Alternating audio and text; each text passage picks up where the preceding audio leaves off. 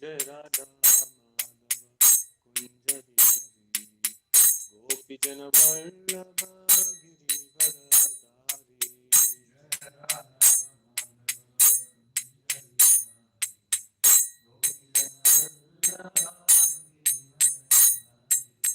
Yashodanandana Vraja Jana Ranjana Yamuna Piravanachari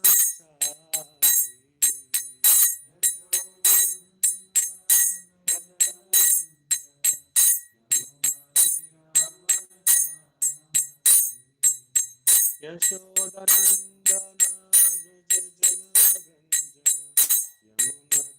Piravanachari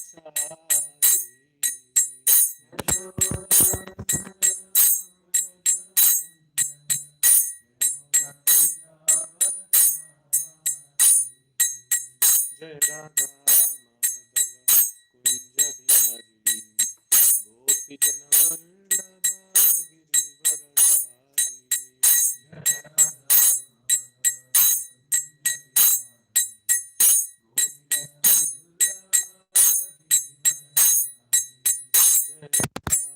Madhava Kunja Bihari Gopi Jana Vallabha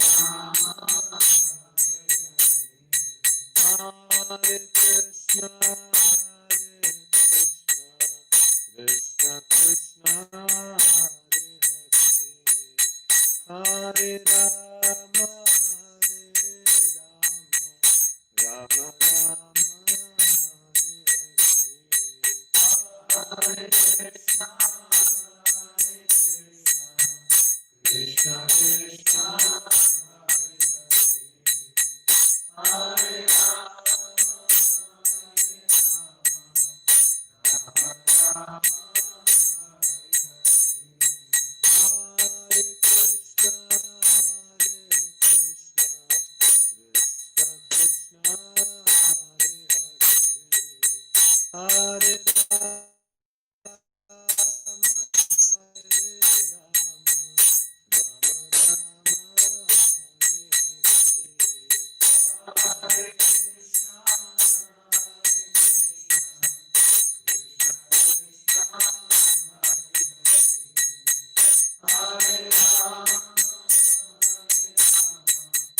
Rama,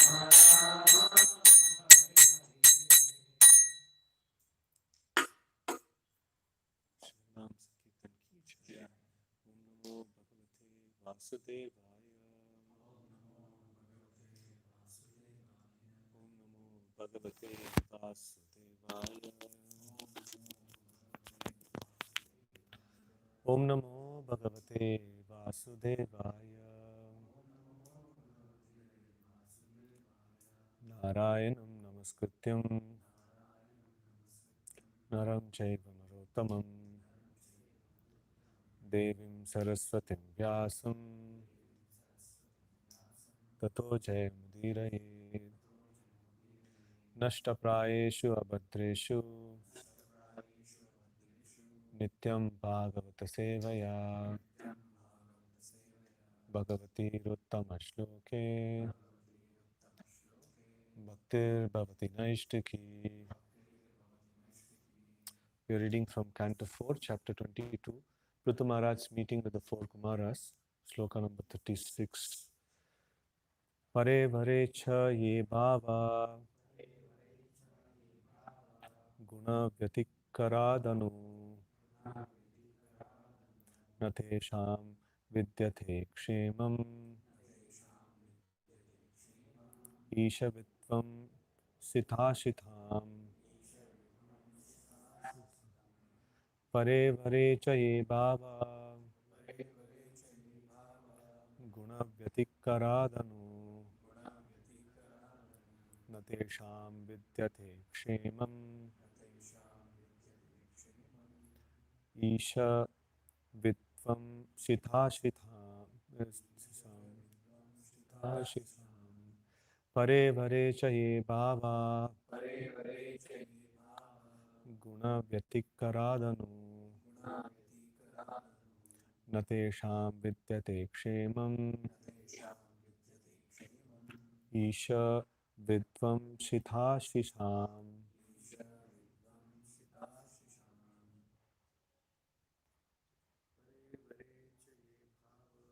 Pare vare cha ye bhava guna vyatikaradanu natesham vidyate kshemam isha vidvam sithashisham. Pare vare cha ye bhava guna vyatikaradanu natesham vidyate kshemam isha vidvam sithashisham. Pare vare cha ye bhava guna vyatikaradanu natesham vidyate kshemam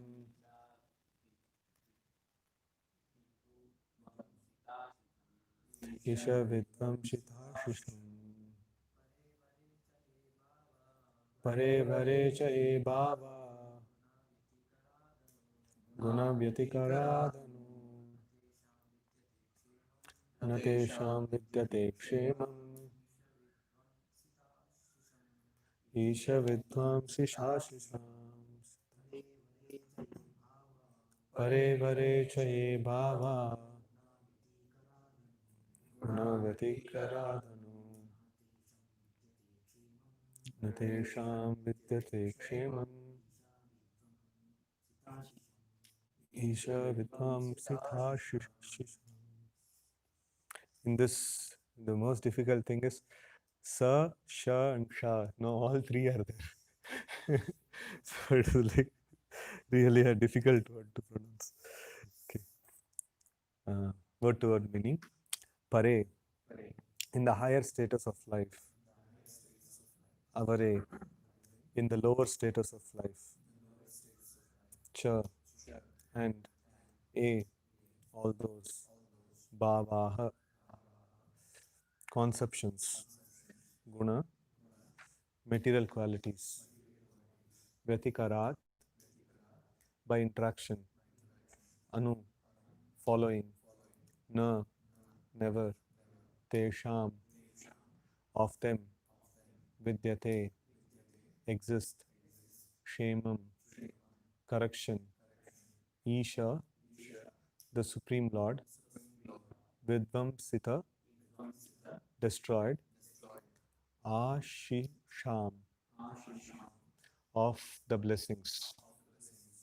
Translation and purport by His Divine Grace A.C. Bhaktivedanta Swami Srila Prabhupada, Jai Srila Prabhupada.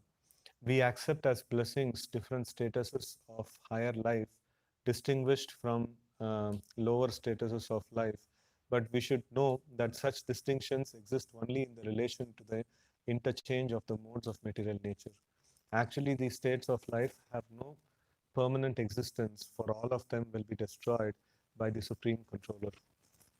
Purport. In our material existence, we accept a higher form of life as a blessing and a lower form as a curse. This distinction of higher and lower only exists as long as the different material qualities, gunas, interact. In other words, by our good activities, we are elevated to the higher planetary system or to a higher standard of life, good education, beautiful body, etc. These are the results of pious activities. Similarly, by impious activities, we remain illiterate, get ugly bodies, a poor standard of living, etc. But all these different statuses of life are under the laws of material nature through the interaction of the qualities of goodness, passion, and ignorance. However, all these qualities will cease to act at the time of dissolution of entire cosmic manifestation. The Lord therefore says in Bhagavad Gita, A Brahma Bhona Loka Punaravirtino Arjuna Mam Petya Tu Kaunteya Punarjanmana Vidyate. Even though we elevate ourselves to the highest planetary system by scientific advancement of knowledge or by religious principles of life, great sacrifice and fruitive activities, at the time of dissolution, these higher planetary system at the time of these higher planetary systems and life on them will be destroyed. In this verse, the words Isha Vidvam Shithasham indicates that all such blessings will be destroyed by the Supreme Controller. We will not be protected. Our bodies, either in this planet or in another planet, will be destroyed. And again, we will have to remain for millions of years in an unconscious state within the body of Mahavishnu. And again, when the creation is manifested, we have to take birth in different species of life and begin our activities. Therefore, we should not be satisfied simply by a promotion to the higher planetary systems. We should try to get out of the material cosmic manifestation and go to the spiritual world and take shelter of the Supreme Personality of Godhead. That is our highest achievement. We should not be attracted by anything material, higher or lower, but should consider them all on the same level. Our real engagement should be in inquiring about the real purpose of life and rendering devotional service to the Lord. Thus, we will be eternally blessed in our spiritual activities, full of knowledge and bliss. Regulated human civilization promotes dharma, artha, kama, and moksha in human society, and there must be religion.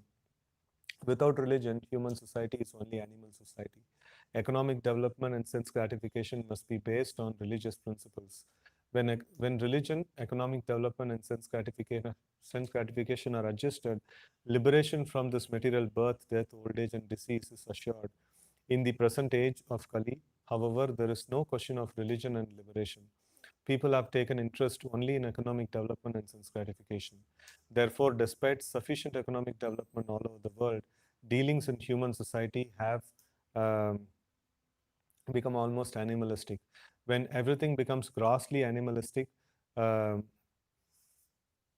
dissolution takes place. This dissolution is to be accepted as Isha Vidvam Shithashisham. The Lord's uh, so-called blessings of economic development and sense gratification will be conclusively dissolved by destruction. At the end of this Kali Yuga, the Lord will appear as the incarnation of Kalki, and his only business will be to kill all human beings on the surface of the globe. After that killing, another golden age will begin. We should therefore know that our material activities are just like childish play.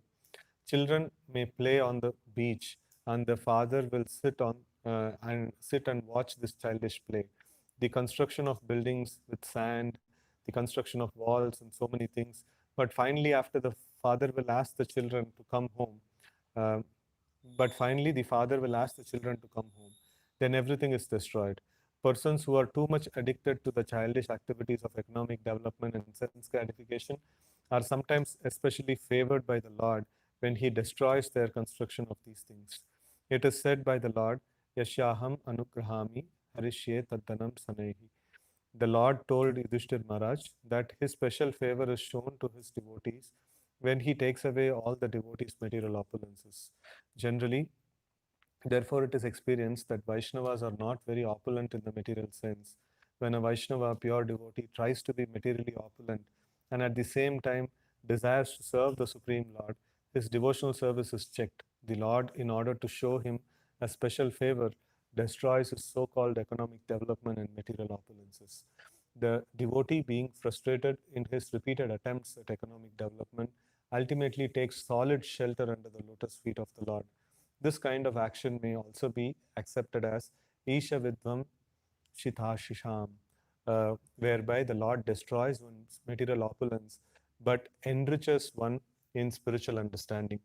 In the course of our preaching work, we sometimes see that materialistic persons come to us and offer their obeisances to take blessings, which means they want more and more material opulences.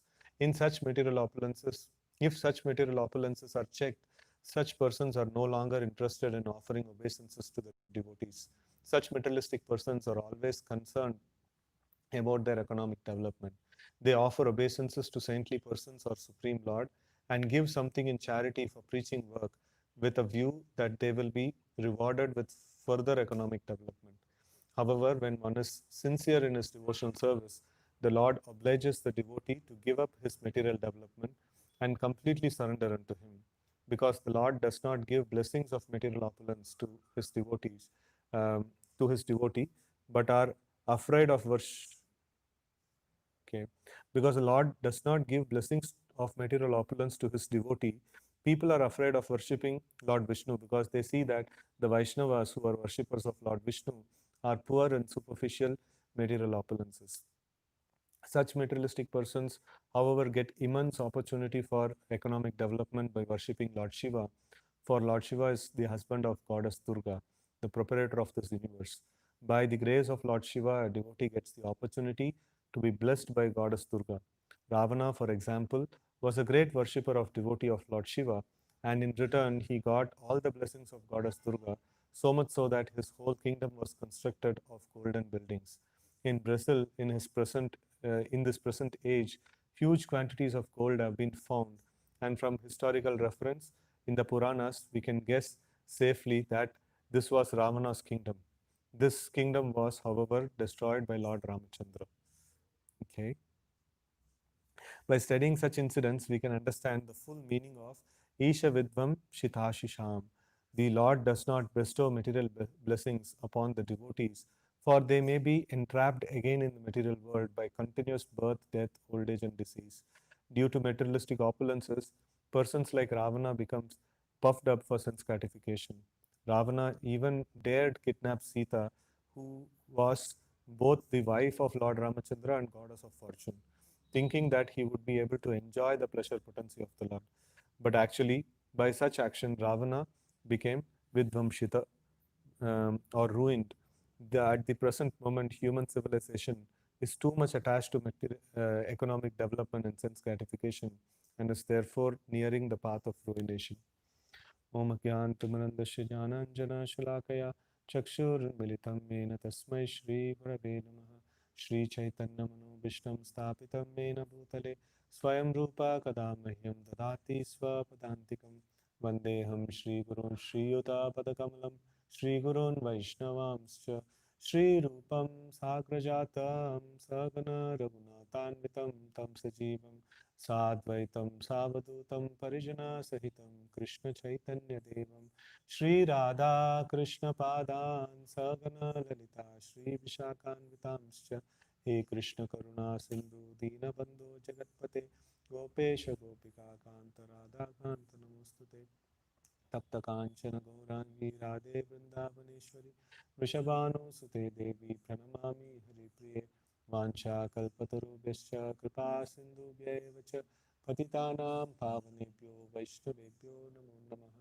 Jai Shri Krishna Chaitanya Prabhu Nityanand Shri Advaita Gadadhar श्रीवासादि Gaur भक्तवृंद Hare Krishna Krishna Krishna Hare Hare Hare Ram Ram Ram Hare Hare.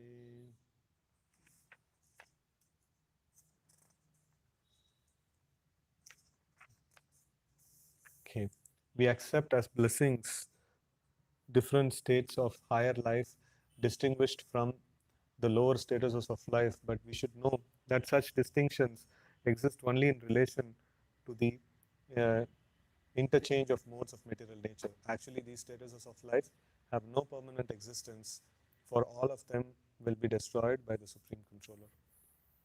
So here, the first portion of the purport Prabhupada is talking about how there are higher status of life and the lower status of life, and then we consider it to be a blessings. When we get more money, when we get good education, when we get good kind of bodily features or good facilities in the material world, we consider to be blessings. And then the distressful condition in this material world, or the opposite thing, the lower status of life, and then very poor education or illiterate, and then not very beautiful bodily features and things like that. This we consider to be no deprival of the blessings of the Lord. This is just an act of punya and papa. So it is just an act of whatever I have done in the past. So based on that, I have just got the reaction to it. So if we truly ask if it is the blessings of the Lord, so then it is not. No, it is just the reciprocation of, or just awarding of the results of my own past karma, and no, this cannot be considered to be a true blessings of the Lord. The true blessings of the Lord is Krishna consciousness. If we can somehow or other place our consciousness in the Supreme Lord and think of Him, and that is the true blessings of the Lord. If we are not able to see the Lord, perceive the Lord, so then that means Krishna is covering Himself with the Yoga Maya potency. And when we are not able to see the Lord, so that means we are deprived of the blessings of the Lord. So, one of my seniors used to tell that if there is a lot of problems in a day, but you are able to think of Krishna, you are thinking that how what is it? Oh Krishna, like why I've been put into so much of difficulty and trouble and things like that. So somehow you are able to connect to Krishna. So then that is a very nice day. But if there is so much of nice things are happening in the life, but then I'm carried away with the nice things, so I'm not able to connect it to Krishna. So then that day is actually a bad day. And in fact, Bhaktisiddhanta Saraswati Thakur's this one, he used to take the good article and the bad article, which is written about Krishna consciousness, and he would say like, count how many times Krishna is there in this one, and then the bad article has more times Krishna, so then that is good because people will chant more like that. So here the point here is that whether we have a good material situation or bad material situation, if I'm able to connect to Krishna, if I'm able to remember the Lord, at least if when I'm able to chant, when I'm chanting, if I'm able to fully focus on the Lord and nothing else, so then that is considered to be a very, very nice, very nice situation. And when I read Bhagavatam, I'm not able to think of anything else apart from Krishna or Krishna's things that are connected to Krishna. So then that is very nice that Krishna is blessed that person very nicely, that he is able to focus on the Supreme Lord and Lord's lotus feet more. So that's the blessings of the Lord. Anything that is distracting from this, if there is a problem that is distracting me from the lotus feet of the Lord, or if there is an opulence that is distracting me from the lotus feet of the Lord, so then both of them are considered to be like deprival of the blessings of the Lord. But if anything that happens and I'm able to get connected to Krishna more, I'm able to think in relation to Krishna. So even if we feel bad about it, if we think of that, no, why Krishna, all these things are happening in my life. So if Krishna is there in the picture, then it is good. So whether we feel good or bad, no, but no, if we are able to relate it with Krishna, so no, then it is good. No, that consciousness, that element of Krishna in our life, no, that makes it, no, makes everything auspicious. So in fact, the second canto we are reading now, one particular section where Sukadeva Goswami is answering to Parikshit Maharaj for the second time when Parikshit Maharaj asked the question. First time Parikshit Maharaj asked question in the end of first canto, and then 3 chapters Sukadeva Goswami is speaking the answer to it about Virata Rupa and things like that and all, like how to meditate upon the Paramatma and Virata Rupa. And after that, no, Sukadeva Goswami concludes this one, I think in the 4th chapter.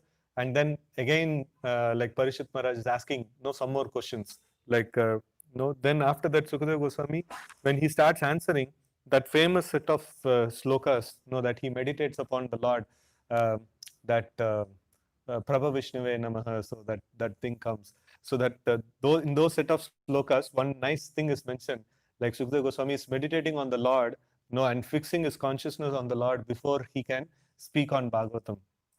And in that he mentions that all the auspicious things in this world, all the auspicious activities in this world, no, they become auspicious because Krishna is there in that procedure.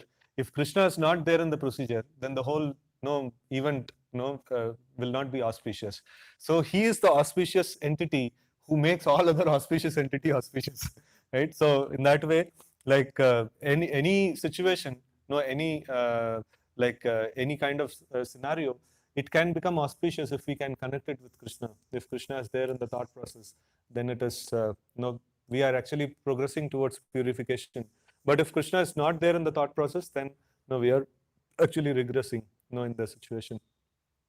And here, then after that, Prabhupada is coming to this point of Vidvam Shithashit Sham. Vidvam Shithashit Sham.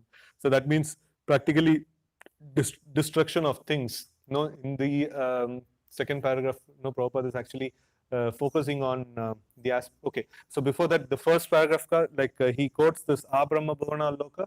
That means whether a person can be like, he would have got all good opulences in this world, or he would have got not very good situation in this world. Whatever may be the scenario, all these things which is acquired based on karma, they will all be destroyed over a period of time, right? So it is not going to be permanent. Right from the Brahma Loka till the Patala Loka, every place is a place of death. That means every place is a place of change.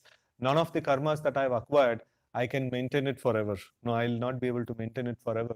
I have to give it up, all those things. Right? So at certain point in time, it will have to be given up. And Prabhupada gives the example of, I think, the father and the son, right? Here only gave that this one? No, he gave that. Okay, so that he gave in the second paragraph. Okay. So basically, like, all these things I cannot carry on eternally with me. Only thing, if I progress in Krishna consciousness, that is something which is permanent to me. That is something which I can carry on. And all the material acquisitions like good birth, good education, good bodily features, and what else? Good wealth, good wealth. No, all these 4 things, they will not. I'll not be able to carry on for long. No, either I should never be attached to these things. No, like if I think that, oh, I'm not very good in these things, and no, other people, they have nice wealth or nice beauty and nice education and things like that, then probably in the next life I'll get no chance to be beautiful or good, nicely educated and things like that. What's the point in thinking about it? No. Or if I feel that, oh, I have no much better than other people, so then that is also depriving me from thinking about Krishna. So in both the ways, in whether I've got something materially good or whether I've not got something materially good, the main aspect is that I have to focus on Krishna. So that is the most important thing, and that is something which is equally available for everyone. Thinking about the Supreme Lord is equally available for everyone. Krishna consciousness is not deprived for anyone. So in that way, that is why No, it is mentioned that Krishna consciousness doesn't have any relation to the material punya and papa. No material punya and papa. So then how to understand this particular context? This thing, no, I was just hearing in Bhagavatam class, Prabhupada was mentioning about this aspect that, what is that? When all the sinful reactions are completely eradicated, then ha yesham tvantagatam papam jananam punya karmana te dvandva moha nirmukta bhajante mam dridhavrata. So when all the sinful, no, these ones are completely eradicated, then only we will get no dridhavrata. And here we are saying like it doesn't have any consequence. Like no, you have sin and then you have sinned and you have a lower body where you don't have Janma Aishwarya Shuta Shri. So then, no, you will not be able to progress. Sorry, like that doesn't matter. No, Krishna consciousness is equally available for everyone. And then, like person who has like Janma Aishwarya Shuta Shri, all these things, like we say like that is not a very specific qualification. But then here, Esham Svantagatam Papam, it says like, no, if you finished all the sinful reactions, then you will get this one bhakti. How to reconcile this? Prabhupada talks the same thing in 1866 first paragraph, where he says that the person who is freed from all the sins, that person needs surrender to Krishna, but Krishna here is saying that surrender to me, I take care of the sins. So Prabhupada said that without hesitation, if you just surrender to Krishna, Krishna will take care of all the sins. So here, that means like pious people have more chance of progressing in Krishna consciousness in the context of Esham Tvantagatam Papam. You just consider that shloka, and then situations are favorable, so the person can. Okay. So any other opinion on that? So a pious person generally becomes pious because of a prolonged existence in the mode of goodness, and he is not in the mode of passion and gross ignorance. So his heart and mind is, as per se, a little bit more fertile for the seed of Krishna consciousness to grow. So when he meets a devotee, there are higher chances that he will become a devotee compared to impious. So in that context, how to reconcile this factor that bhakti doesn't depend on material modes? Bhakti comes from bhakti only.